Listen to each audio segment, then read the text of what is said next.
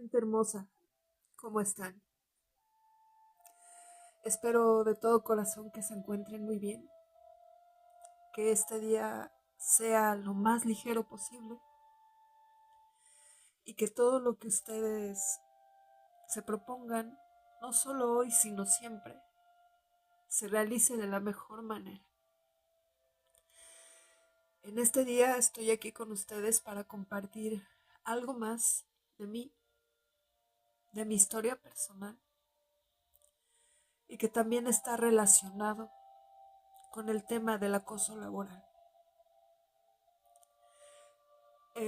Grabar esto para mí está siendo bastante complicado porque hoy voy a platicarles una parte de la historia, de lo que está relacionado con esta situación del acoso laboral que yo he vivido en la Secretaría de Cultura Federal.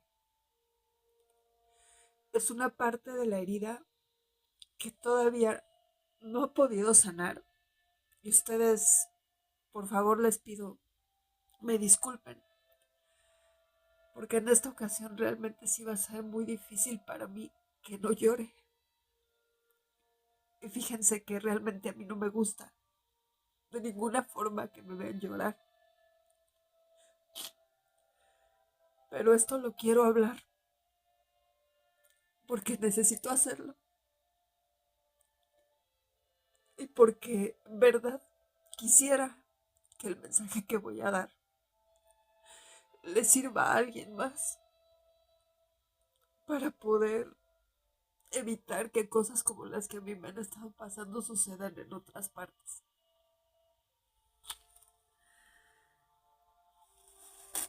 Voy a comenzar por decirles esta parte de la historia que desgraciadamente cuando comenzamos el tema de la pandemia, muchas personas, no solo yo, padecimos la pérdida de familiares, aparte de lo que psicológicamente nos afectó a muchos, el tener que entrar en un encierro, en un aislamiento, para poder protegernos de una enfermedad que nadie conocía y que inclusive los médicos no tenían una forma de afrontarla.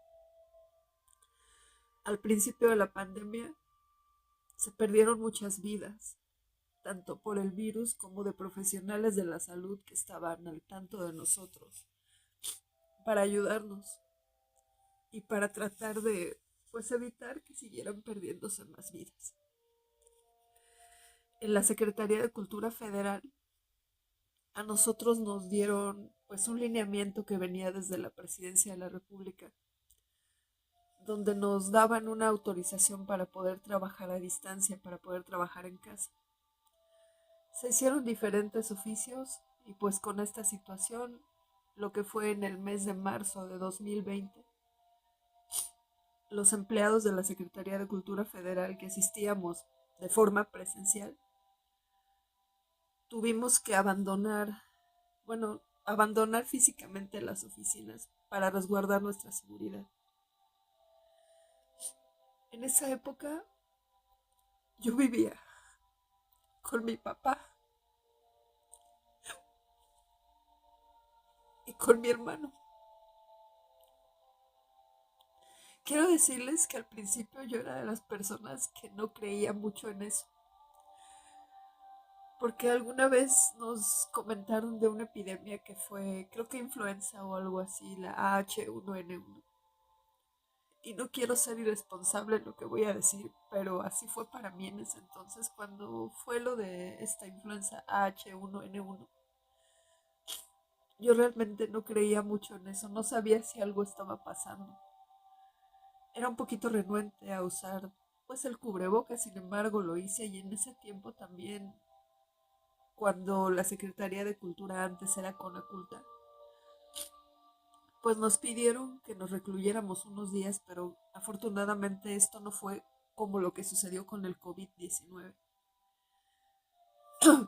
Cuando sucedió lo de la influenza H1N1, afortunadamente, a pesar de que hubo muchas circunstancias, no fue tan severo ni tan cruel como lo que vino con el COVID-19. Regresando a marzo de 2020, yo experimenté una situación parecida a la que les dije con lo de la influenza H1N1. Realmente como que no creía mucho. Sin embargo, pues quise seguir las indicaciones, porque me pasó una cosa muy rara que a mí normalmente no me sucedía. Iniciando ese año, yo estuve enferma 2 veces de una gripe un poco fuerte. Ni siquiera tenía idea de que podría venir aquí a México una enfermedad como esa. Yo vi en las noticias en noviembre de 2019, diciembre de 2019, que en China estaba ocurriendo algo como esto y la verdad es que ni siquiera creí que pudiera llegar a nosotros. Dije, bueno, está sucediendo esto en China, es muy complicado que pueda suceder aquí en México, sin embargo, llegó. Y cuando nosotros dejamos de trabajar físicamente en la Secretaría de Cultura Federal y por amistades que tenían información más amplia, perdón, que la que a mí me llegó, pues empecé a entender que lo que estaba pasando era muy serio. Cuando nos recluimos, pues en mi casa que es su casa, mi papá había padecido por enfermedad del corazón. En ese tiempo yo desconocía que él ya había tenido 2 infartos. Solamente sabía de uno, que yo estuve con él y lo atendí. Estuve al tanto de él en el hospital cuando estuve internado un mes, cuando le dio su primer infarto. Entonces, al ver que estaba pasando todo esto, cómo alrededor se estaba contagiando tanta gente, ver ambulancias, ver tantas cosas, yo la verdad es que empecé a entrar como en miedo y a tratar de proteger a mi familia con todos los recursos que yo tenía. No dejaba que mi papá saliera así nada más porque sí a la tienda. Yo trataba de hacer todas las cosas que podía para protegerlo, para que no le pasara nada malo.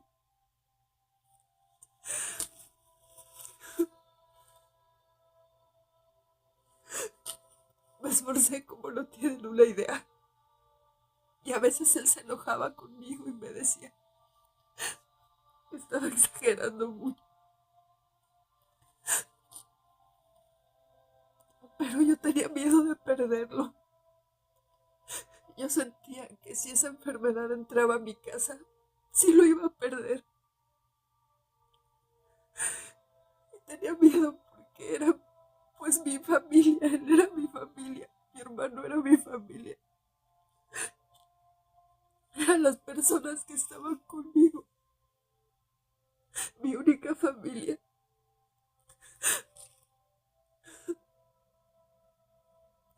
Y pues desgraciadamente, en enero del 2021, a pesar de todos los esfuerzos, este maldito virus entró en mi casa y acabó con mi familia.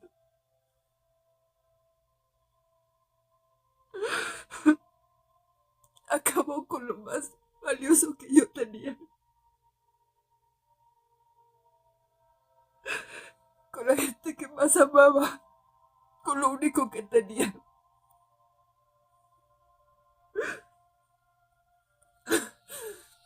Cuando comenzó la enfermedad de mi papá, la verdad es que fue algo como muy engañoso, porque él fumaba y al empezar, bueno, cuando nos percatamos, confirmamos que él ya estaba contagiado, pues el oxímetro marcaba unos niveles muy diferentes a los que marcaba antes de que él se enfermara. Era hasta como mayor oxigenación y yo hasta dije, órale, igual y me equivoqué y mi papá sí se va a salvar. Igual y no le va a pasar nada. Y pues en ese inter yo ya estaba trabajando a distancia. En la Secretaría de Cultura Federal me dedicaba a seguros y a un tema en especial que se llama seguro de separación individualizado, donde pues el personal de mando recibía algunos pagos de ese seguro, de las reservas que ellos tenían ahorradas. Yo me dedicaba a eso y me dedicaba a seguro de vida institucional. Y la verdad es que desde que salimos lo que le llamaban cuarentena. Desde que nos mandaron a la cuarentena, yo jamás dejé de cumplir con mi trabajo. Enviaba correos, atendía todo. La verdad es que nunca le fallé a nadie, siempre estuve al pendiente de todas las solicitudes y más en ese periodo porque como estaba esta enfermedad yo era muy consciente de que la gente de mando podía necesitar dinero para enfrentar esta situación si alguien desafortunadamente se contagiaba. Entonces, en enero de 2021, cuando mi padre se contagia, en casa fue una revolución terrible. Tuve ayuda de otros familiares que no pertenecían a mi círculo directo, pero en el caso particular de uno de mis tíos, bueno, estoy mintiendo, de dos de ellos, hicieron esfuerzos titánicos para poder ayudarme a cuidar a mi papá a la distancia.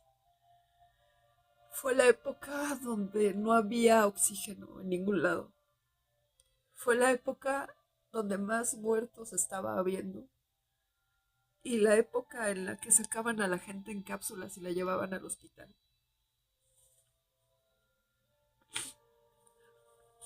Con mi papá sucedió algo así. Ya cuando él empezó a empeorar, fue llevado al hospital en una de estas cápsulas. Y para mí cuando se lo llevaron, pues fue un mensaje de que a lo mejor ya no lo iba a volver a ver y ya no iba a regresar. En ese momento mi hermano se fue con él, pero yo no sabía que mi hermano cuando iba con él en la ambulancia ya iba enfermo de COVID también, ya estaba contagiado. Las únicas confirmaciones que nosotros teníamos de la enfermedad eran la de mi papá y la mía, porque yo también estuve contagiada. Entonces en el hospital mi papá pasó por un proceso que los paramédicos le llamaron descarte,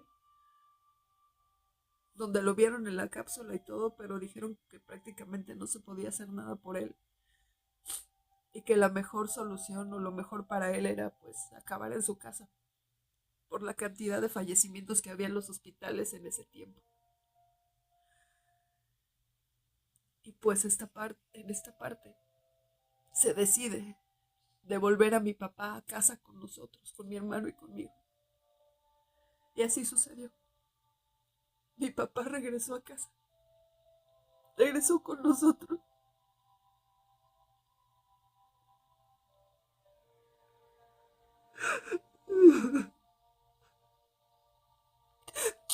Regresó con nosotros para pasar ahí sus últimas horas, para tener la oportunidad de despedirse de sus hijos. Y porque hasta cierto punto fue como si él hubiera podido manifestarle a Dios una petición, que su petición era estar siempre con sus hijos, no separarse de nosotros. Él dedicó toda su vida a cuidarnos, a protegernos, porque vivió muchas circunstancias muy complicadas. Él fue padre soltero. Esto de que él haya sido padre soltero es una de las razones que me llevan a mí a ser más sensible con los hombres, porque vi lo que él sufrió como padre soltero.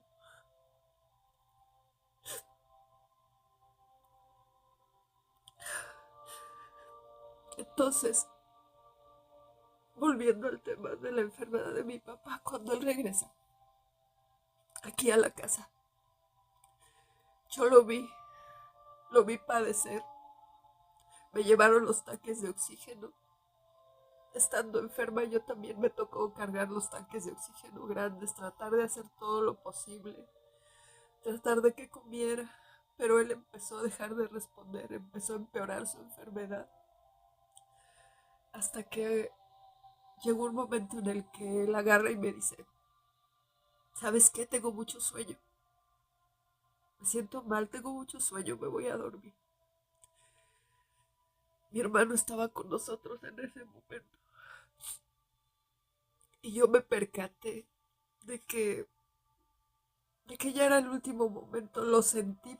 Sentí algo aquí, sentí algo adentro que me avisó que ya era el último momento de él. Y le dije a mi hermano que le agarrara la mano y que se despidiera porque mi papá ya se estaba yendo. Tenía yo en el teléfono a uno de mis tíos que nos ayudó a conseguir los tanques de oxígeno. Y él también le hablaba y le decía que aguantara. Le decía que iba a estar bien, que no se preocupara. Pero empecé a ver cómo mi papá se fue apagando.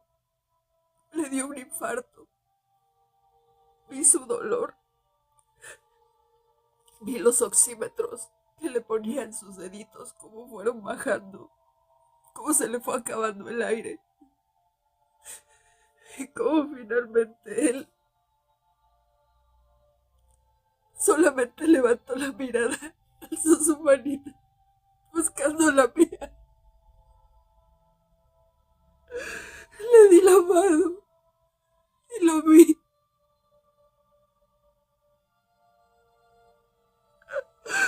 Lo vi irse, lo vi irse.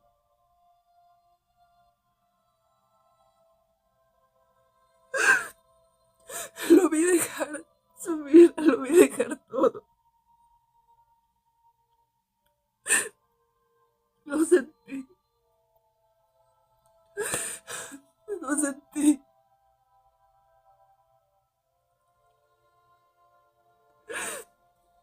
Sentí cómo dejó su cuerpo.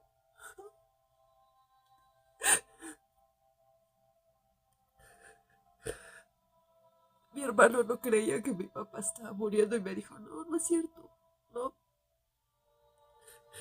Y yo le seguí diciendo que le tomara la mano a mi papá para despedirse. Y eso hizo. Tuvimos el regalo, la fortuna de despedir a mi papá en su casa. Que se quedara con nosotros, que a pesar de todo el sufrimiento que llevó, su final haya sido rápido. Porque él nunca quiso llegar a una enfermedad en la que tuviera que depender de alguien o depender, por ejemplo, de nosotros para que lo ayudáramos. Él siempre quiso evitar eso. Él siempre quiso dar, quiso cuidar, pero no que lo cuidaran. No quiso ser una carga. Jamás hubiera sido una carga. Jamás. Pero él sentía que si en su vejez y en su enfermedad podía llegar a eso, así se iba a convertir en una carga. A pesar de que las cosas no son así.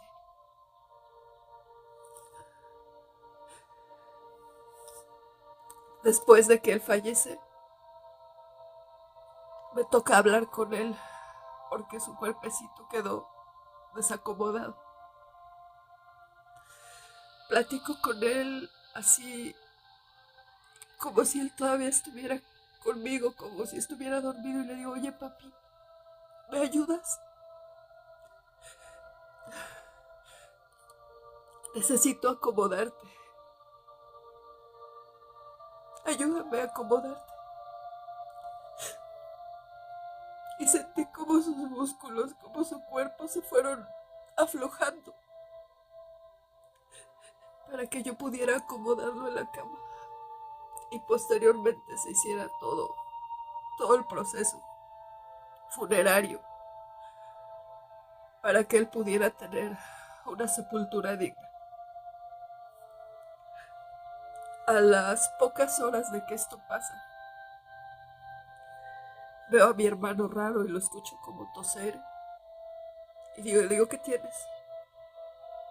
Me dice, no sé. Pero yo lo veía extraño, entonces le pongo el oxímetro y me empiezo a dar cuenta que él estaba oxigenando en 72. O sea que también estaba bastante mal. Y entré en pánico porque dije, santo Dios, también él. Lo que hice fue tomar el concentrador, porque a mi papá le llevaron también un concentrador. El concentrador de oxígeno que había y empezar a consultar con mucha desesperación qué tratamiento podía darle a mi hermano, cómo podía ayudarlo. Desgraciadamente en ese momento el resto de la familia estaba en shock por la pérdida de mi papá, estaban pasando muchas cosas y no me escuchaban. Yo pedía ayuda para mi hermano, pero como que nadie me hacía caso, como que nadie me escuchaba. Y afortunadamente por una amistad pude contactar con una doctora que me ayudó a que la vida de mi hermano pudiera alargarse un poquito más, ya que finalmente él falleció en el año 2022, un año después que mi papá. A final de cuentas también lo perdí. Y en el inter de que sucedió todo esto que les estoy platicando, en la Secretaría de Cultura Federal tuve una jefa que primero me dijo que comprendía la situación, que ella había pasado por asuntos similares cuando yo le platicaba que mi hermano estaba un poco mal. Me hizo creer que podía confiar en ella, que ella podía apoyarme, para finalmente utilizar mi dolor, mis experiencias, para atacarme y para envenenar en mi contra al superior jerárquico que era mi jefe directo, de un rango mayor que ella, un director. Él y yo propiamente no teníamos una relación de amistad, porque en el trabajo no siempre vas a poder tener esa fortuna de tener una relación de amistad, pero siempre hubo mucho respeto. Este licenciado confiaba mucho en mí, me había dado responsabilidades grandes porque confiaba en mí y me lo hacía sentir. Pero a partir de la llegada de esta mujer, de esta licenciada, que ellos se conocen de tiempo atrás y son amigos, ellos sí son amigos, él se contaminó contra mí y empezó a cambiar. Empezó a juzgarme por no presentarme a trabajar de forma presencial como lo hacían ellos, los mandos que sí estaban arriesgando su vida mientras yo estaba muy cómoda en mi casa. Muy cómoda. Hubieran visto qué cómoda estaba.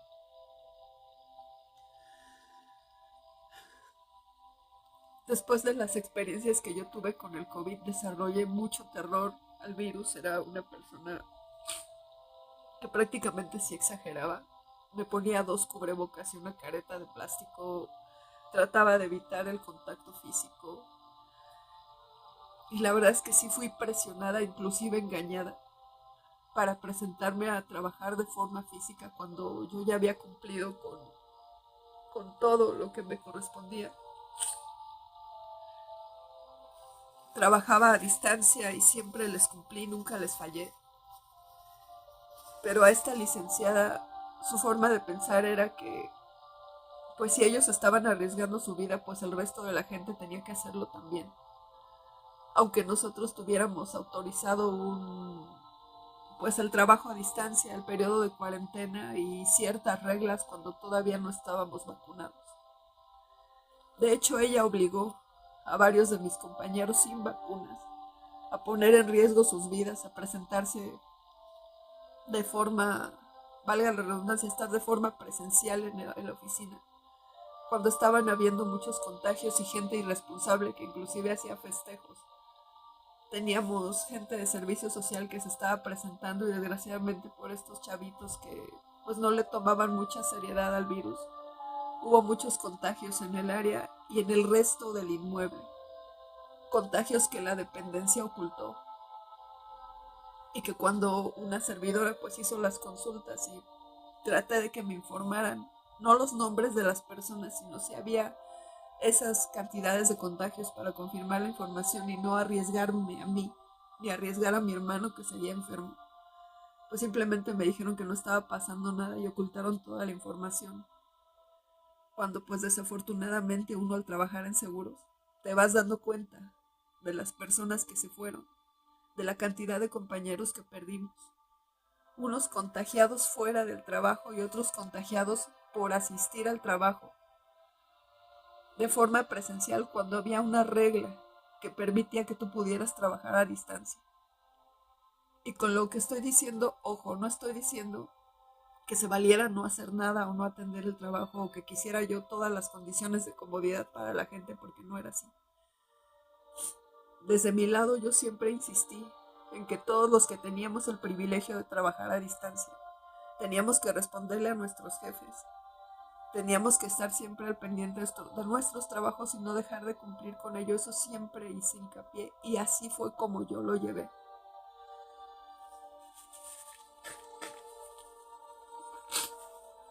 A la fecha, después de estos 5 años que han pasado con el tema del acoso laboral, han habido pronunciamientos de mis jefes donde se sigue mencionando la parte de mi familia, aludiendo al hecho, por ejemplo, de que yo tenga una pareja,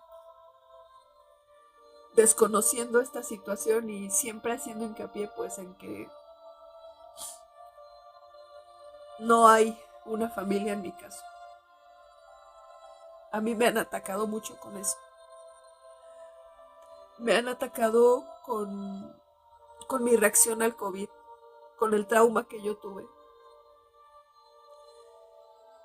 Y con la parte de tener esta paranoia de decirle a la gente que usaran un cubrebocas.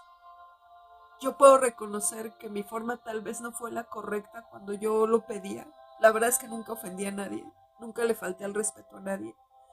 Pero en correos y en algunos avisos sí hice hincapié de que dentro del edificio no se estaban utilizando las medidas de seguridad, no se estaban respetando. Y quiero decirles que a la fecha, con todo y que existe el brote de sarampión actual en 2026, que se dio este tema de la supergripe y se han dado más temas de salud, nosotros no tenemos medidas sanitarias. Nos mandan miles de correos electrónicos. Nos han mandado miles de correos electrónicos hablando de esto, pero sobre la marcha no se hace respetar, no se hace valer. Hay muchos compañeros que estando enfermos transitan por sus áreas tosiendo sin cubrirse por lo menos la boca de esta forma, y así no quieren usar el cubrebocas, por lo menos esto. Eso no sucede. Vuelven a haber contagios, esparcimiento de enfermedad. Y pues en mi caso, que soy una persona que en mi trabajo me mantengo utilizando el cubrebocas por lo mismo a pesar de que yo no esté enferma, es una situación que también me genera ataques por parte de mis jefes y burlas o comentarios por parte de mis compañeros, inclusive porque sigo utilizando sanitizante, tanto en los baños como en mi lugar de trabajo. Para mí, vivir todo esto que les estoy contando ha sido muy complicado, muy difícil. Y por eso les digo, y quiero hablar específicamente hacia las personas que tienen gente a su cargo.